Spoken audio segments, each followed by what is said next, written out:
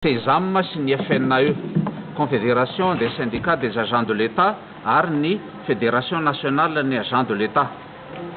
Ireo zany dia syndicat maromaro no mitambatra hanao an'izao fanambarana izao.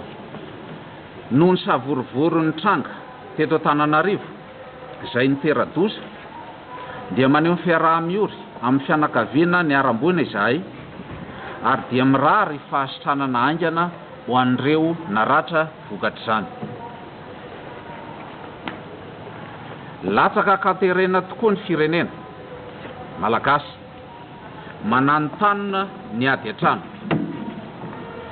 Fahoriana tsy roa amantany no iainan'ny sarambabem-bahoaka na ambanivohitra io na ambonivohitra. Mba hisian'ny fitoniana eto amin'ny firenena sy ho fijerena ny tombontsoa iombonana dia manao izao fanambarana izao izahay. Voalohany, manameloka tanteraka ny famonoana ny vahoaka malagasy na inona antony na avy aiza na avy amin'iza. Faharoa, miangavy atsika malagasy isika vahoaka rehetra tsy hakanavaka mba ho tony.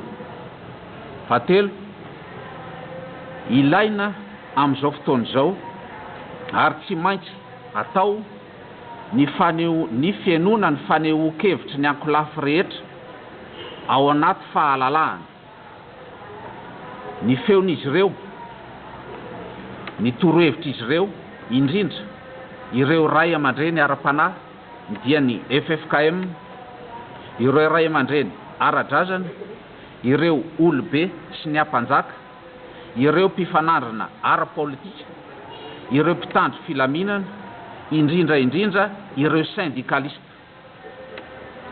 Fahaefatra, manameloka ny fampahatrana inina nataony amin'ny vahoaka malagasy hatramin'izay ka hatramin'izao, indrindra ny mpiasa-panjakana. Ary farany, amin'ny maha-malagasy atsika mpiasa-panjakana dia manana adidy sy zo isika mpiasa-panjakana andray andraikitra feno sahaza atsika eo amin'ny raharam-pirenena mba tsy ho ailitsilitsy ny mpanao politika fa tsy mahazo manao ny fandraisana anjara eo amin'ity raharaha politika ity. Koa mila fanavotana, mila fanorenana ary mila fanomezakasina ity firenentsika ity. Koa manentana atsika syndicaliste rehetra andray andraikitra feno, tsy ho ilitriliana, tsy ho afaka andray an'ity fitantanana ny raharaha-pirenena ity. Koa mivonona isika amin'ny fandraisana fanapahan-kevitra, isan'izany ny mety hampikatsoana ty raharaha-pirenena ity na ny machine administrative amin'ny fotoana ilana azy.